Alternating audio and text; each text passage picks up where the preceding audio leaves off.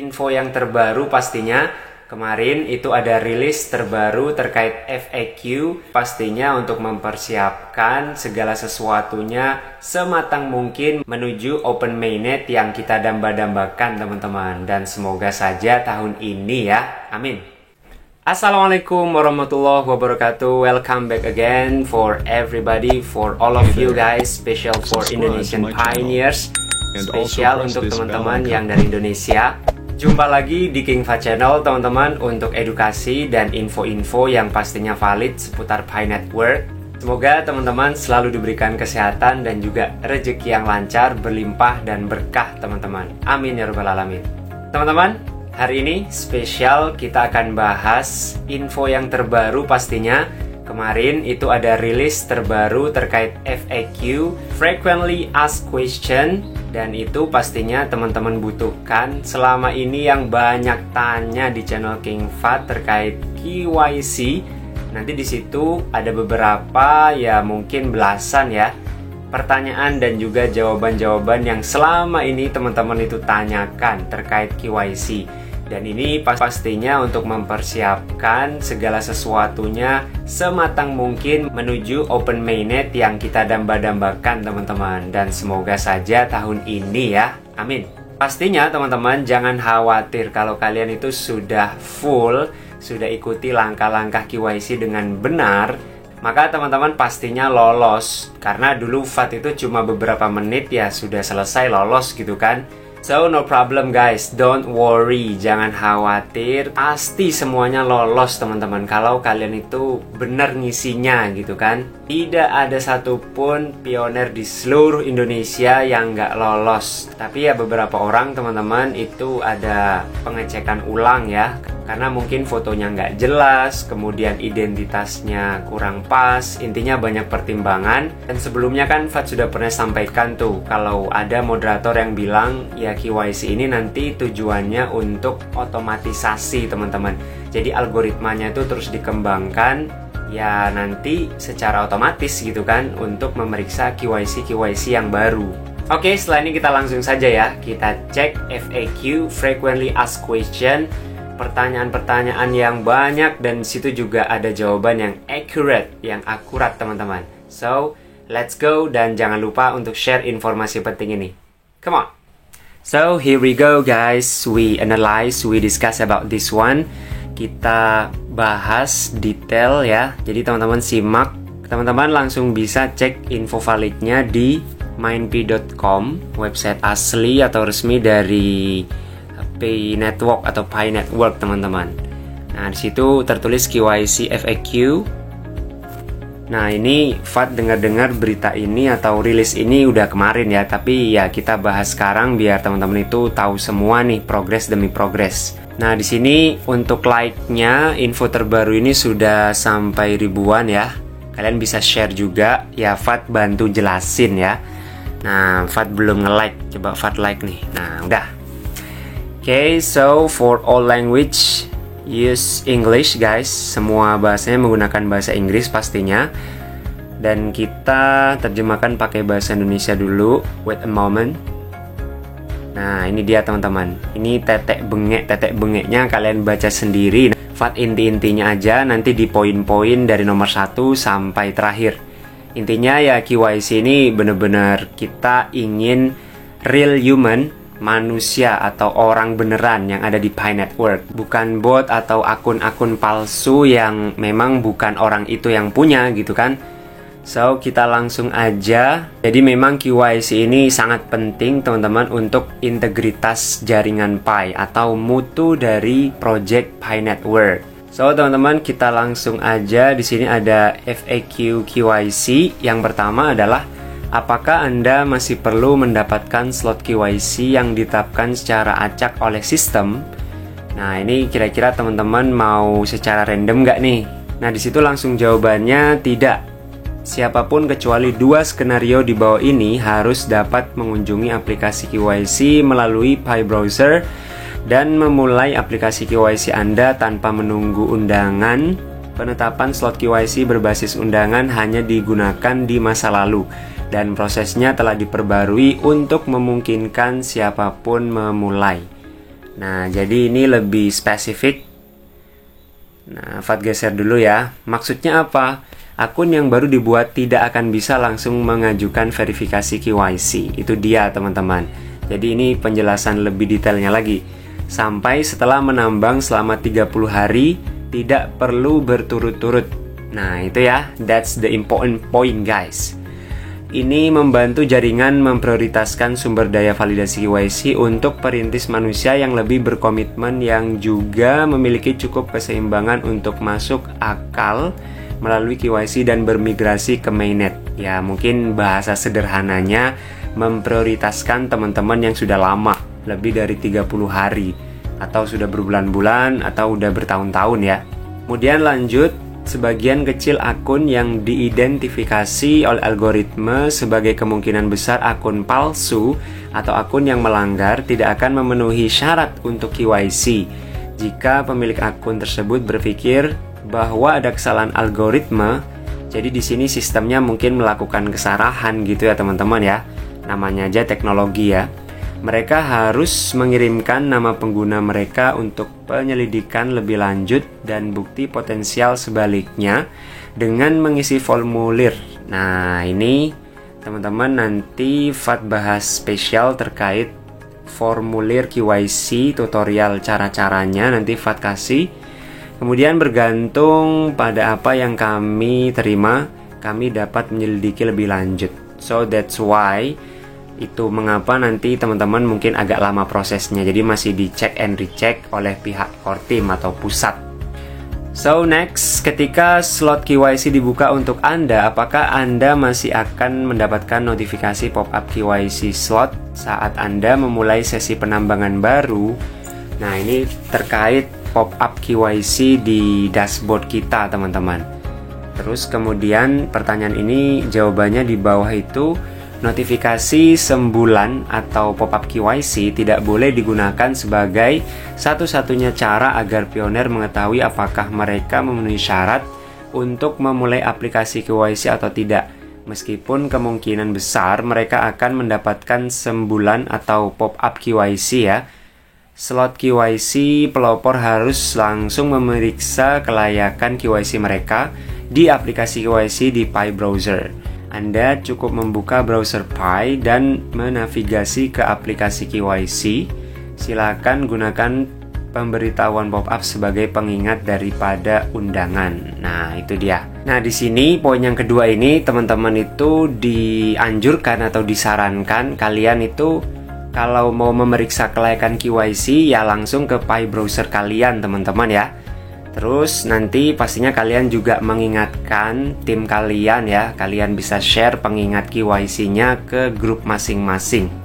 Kemudian selanjutnya adalah sekarang Pi KYC terbuka untuk semua. Bagaimana saya bisa mengajukan KYC? Jawabannya adalah mengunduh Pi Browser diperlukan untuk mengajukan KYC. Jadi kalian harus punya Pi Browser dulu. Anda dapat mengakses KYC melalui aplikasi KYC atau Pi KYC di Pi Browser. Pastikan untuk menyiapkan dokumen identifikasi Anda yang relevan. Nah, itu ya. Jadi kalian siap-siap untuk ya sediakan syarat-syarat yang perlu untuk KYC, KTP, terus kemudian data-data diri kalian. Nah, intinya seperti itu. Nah, nanti teman-teman bisa langsung ke Pi Browser. Kalian cek and recheck. Kalau memang di situ belum bisa, ya mungkin di lain waktu kalian coba aja. Kemudian pelopor didorong untuk langsung memeriksa kelayakan KYC Anda di aplikasi KYC di Pi Browser. Oke, itu ya. Yang nomor 4 adalah, nah ini yang paling banyak muncul dan ditanyakan kemarin-kemarin. Sebenarnya Fat juga sudah buat videonya, tapi mungkin teman-teman nggak nonton. Jadi teman-teman jangan cuma tanya kalau belum ditonton atau belum dicek videonya. Itu Fat sudah jawab di situ gitu kan. Nah, di sini dijelaskan lagi, ditekankan lagi. Persetujuan tentatif KYC, apa artinya? Apa yang diperlukan untuk lulus? Berapa lama waktu yang dibutuhkan? Jawabannya adalah program KYC tentatif yang kemarin itu Fat sudah tunjukin. Di garis bawah itu ada warna orange. Nah, pasti kalian udah tahu tuh, sebagian ya, nggak semua. Yang tidak berlaku untuk sebagian besar jaringan. Nah, itu kan. Jadi just for some people guys, hanya beberapa orang aja, nggak semuanya. Memerlukan pemeriksaan verifikasi tambahan sebelum pioner dapat lulus KYC sepenuhnya. Persetujuan KYC tentatif tidak sama dengan persetujuan KYC penuh. Jadi antara KYC yang biasa itu yang kita lakukan ya, bukan tentatif, itu nggak sama teman-teman. Dan dengan demikian belum membuka fungsionalitas, misalnya menjadi validator atau bermigrasi ke mainnet yang memerlukan persetujuan KYC penuh hingga pemeriksaan tambahan mengonfirmasi persetujuan KYC penuhnya. Namun persetujuan KYC tentatif membuat akun lebih dekat dengan persetujuan penuh. Jadi menurut Fat sih KYC yang seperti ini benar-benar ketat dan benar-benar kualitasnya bagus teman-teman ya. Jadi nggak asal lolos, ada yang lebih detail dan spesifik lagi. Siapa tahu akun itu terindikasi akun fake, akun penipu dan sebagainya ya. Jadi filternya ini keren banget. Nah, sebagian teman-teman pasti sudah tahu tuh. Ya, kemarin kan rame tuh ya, tampilan KYC yang beda, pioner-pioner Cina. Nanti Fat akan bahas di video selanjutnya ya, kenapa kok KYC-nya beda. Nah, itu nggak kayak kita di Indonesia teman-teman. Kita lanjut teman-teman terkait KYC tentatif. Alasan untuk program KYC tentatif selektif adalah untuk memastikan integritas jaringan atau mutu teman-teman, atau kualitasnya lah, bukan kaleng-kaleng gitu kan. Karena setiap negara kan beda nih data dirinya, terus kemudian kita punya HP, kualitas atau speknya juga beda-beda. Ya jadi mungkin pertimbangan yang algoritmanya itu masih agak lama gitu ya teman-teman ya. Dengan hati-hati mengizinkan sebanyak mungkin perintis manusia untuk melewati KYC. Jadi benar-benar so careful teman-teman. Sambil menangkap dan mencegah sebanyak mungkin akun palsu dan bot. Nah itu ya. Jadi orang-orang yang pakai akun yang aneh-aneh itu ya. Jadi di Web3 ini bener-bener kita nggak seperti web kedua yang itu banyak akun-akun palsu. Bahkan yang komen di kolom Fat juga banyak tuh akun-akun palsu. Ini tidak hanya penting untuk jaringan tetapi juga adil untuk semua pioner manusia yang telah menambang dengan jujur di akun mereka sendiri. Jujur kalau pendapat Fat sendiri, ini bener-bener KYC yang luar biasa teman-teman. Jadi sebelum open mainnet, ya nanti kita yang bertransaksi atau yang ada di Pi Network ini benar-benar manusia semua. Nggak seperti di teknologi yang non-blockchain ya, atau non-web3. Itu kan banyak, banyak tipu-tipu, banyak kecurangan. Pokoknya yang aneh-aneh tuh di era sebelumnya tuh banyak teman-teman. Lanjut. Langkah-langkah verifikasi tambahan yang spesifik dapat bervariasi tergantung pada masing-masing kasus. Jadi memang variasi permasalahannya itu beda-beda guys. Jadi nggak bisa disamakan. Waktu yang diperlukan untuk menyelesaikannya juga dapat bervariasi. So, ada yang cepat lolos, ada yang masih agak lama gitu kan. Faktor-faktor yang dapat memengaruhi waktu antara lain volume aplikasi KYC yang sedang diproses. Jadi mungkin KYC-nya yang waktu diproses itu ya padat ya, trafficnya itu banyak teman-teman atau padat. Ketersediaan validator manusia di wilayah tersebut, kerumitan aplikasi, dan jenis pemeriksaan tambahan yang diterapkan pada kasus KYC tentatif. Intinya banyak faktor yang mempengaruhi waktu cepat atau lamanya proses kalian itu lolos atau enggak. Kemudian yang 5, Fat geser dulu, jika status KYC adalah persetujuan tentatif, berapa lama waktu yang diperlukan untuk menjadi KYC lulus final? Durasi status persetujuan tentatif berdasarkan kasus per kasus dan tergantung pada tingkat dan jenis verifikasi tambahan yang diperlukan. Salah satu prioritas Q2 2023 untuk aplikasi KYC adalah mengulangi dan menerapkan pemeriksaan tambahan tersebut pada kasus tentatif KYC. Nah, jadi teman-teman untuk case atau kasus KYC tentatif yang di periode ini, yaitu bergantung kasus masing-masing atau masalah masing-masing ya, yang menyebabkan lama atau cepatnya teman-teman itu lolos. Jadi intinya seperti itu nomor 5, biar nggak tahu lama ya. 6. Jika status KYC adalah persetujuan tentatif, apakah migrasi ke mainnet dapat dilakukan? Nah, ini yang nanya migrasi mainnet koin-koin kalian itu ya dijawab di sini gitu kan. Tidak, Anda harus lulus KYC sepenuhnya agar dapat bermigrasi ke mainnet. Itu dia guys. Jadi kalau belum lolos KYC, Ya gimana kalian mau dapat real Pi gitu kan, mau migrasi koin kalian, wong yang migrasi koin juga masih tersendat. Karena apa? Kenapa teman-teman itu tersendat di migrasi? Ya karena memang masih ngantri. Jadi prosesnya ini bertahap teman-teman. Memang sistemnya masih banyak perkembangan dan juga pasti ada bug teman-teman. Mana ada teknologi yang nggak ada bug ya? Bullshit. Lanjut untuk nomor 7, saat KYC diajukan, layar apa yang bisa Anda dapatkan di aplikasi KYC? Ini jawabannya adalah setelah mengirimkan aplikasi KYC, Pioneer akan melihat beberapa layar berbeda di aplikasi KYC. Perintis mungkin melihat layar yang menunjukkan bahwa aplikasi sedang ditinjau dalam proses. Nah, berarti itu masih pending ya teman-teman. Jika permohonan KYC disetujui, untuk sementara artinya diterima oleh validator sambil menunggu pemeriksaan tambahan. Jadi ada additional check teman-teman. Pioneer dapat melihat layar persetujuan sementara. Nah, kalau layar yang KYC kan kalian sudah tahu tuh, yang ada warna ungu, terus biasanya tuh ada garis lurus yang biasa separuh atau mungkin full. Nah, itu ya maksudnya ya. Jika pemeriksaan tambahan mengkonfirmasi lebih lanjut keaslian data dan akun, Pioneer akan melihat KYC atau layar KYC lulus. Nah, kalau udah ya berarti kalian lolos. Untuk sebagian besar aplikasi yang berada di luar program KYC tentatif, mereka akan langsung melihat layar KYC lulus tanpa pemeriksaan tambahan. Intinya teman-teman, kalau kalian itu ya benar-benar sesuai dan tidak dicurigai gitu kan, ya otomatis langsung tulisannya lolos. Tapi kalau yang dapat KYC tentatif berarti ada tambahan pemeriksaan, ya teman-teman harus tunggu. Waktunya tergantung problem masing-masing. Bisa cepat dan juga bisa lama. Lanjut teman-teman, ini tinggal beberapa lagi ya. Ya jangan di skip biar teman-teman itu paham, nggak nanya terus. 8. Sesuai pengumuman sebelumnya, aplikasi KYC yang diajukan dapat disetujui dalam waktu 15 menit. Nah, only 15 minutes guys, hanya 15 menit.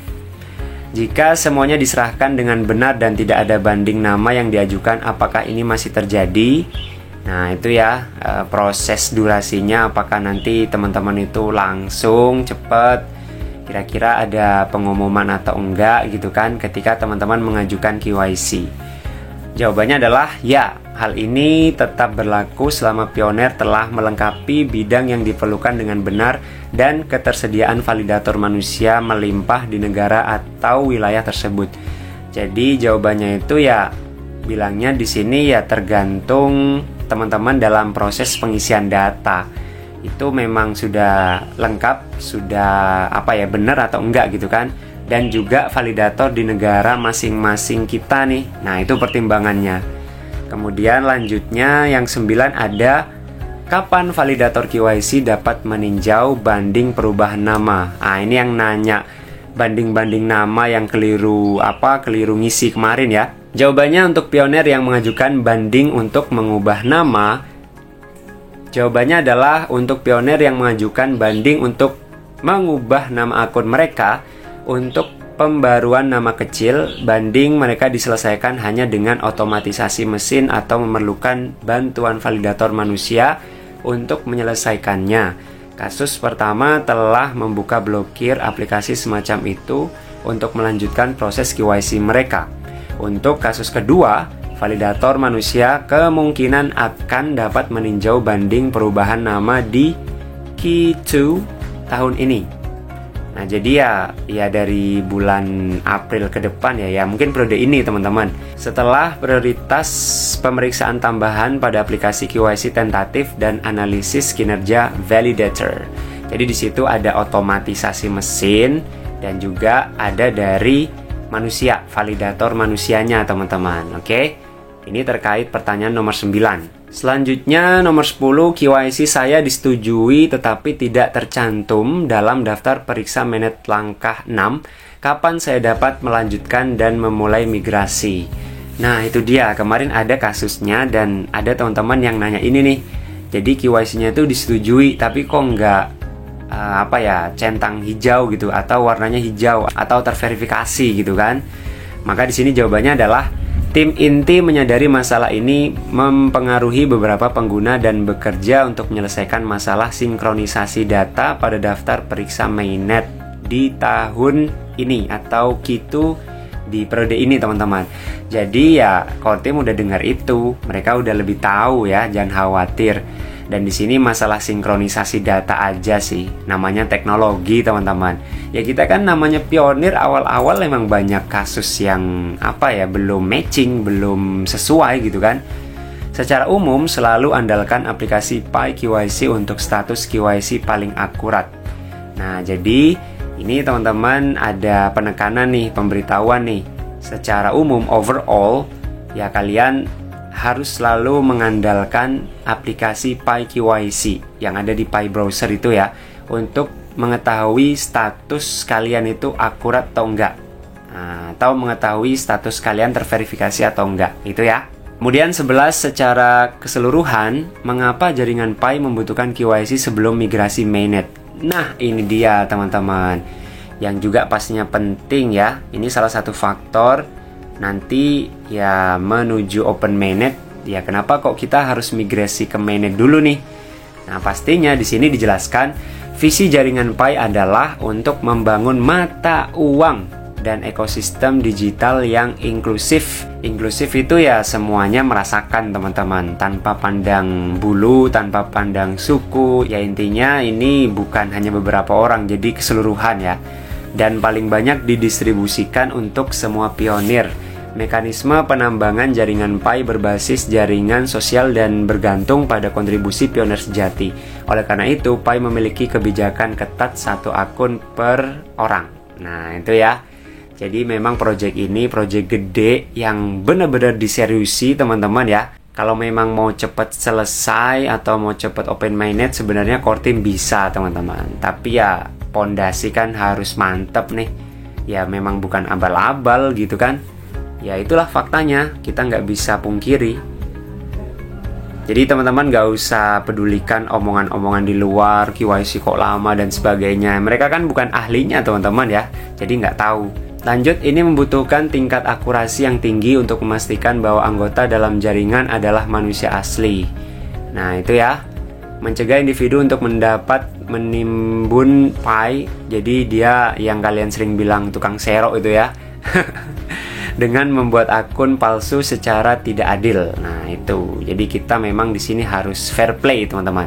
Dengan demikian, KYC membantu memastikan jaringan yang benar-benar manusiawi selain kepatuhan terhadap peraturan anti pencucian uang dan anti terorisme. Nah, ini yang salah satu yang keren dari Pi Network yang tidak ada di project-project lain. Jadi di sini sudah punya aturan anti money laundering atau anti terrorism guys. Jadi memang super duper ketat teman-teman ya. Orang-orang yang punya track record negatif itu kayaknya auto nggak lolos di sini teman-teman. Karena Pi Network benar-benar taat ke aturan ini ya.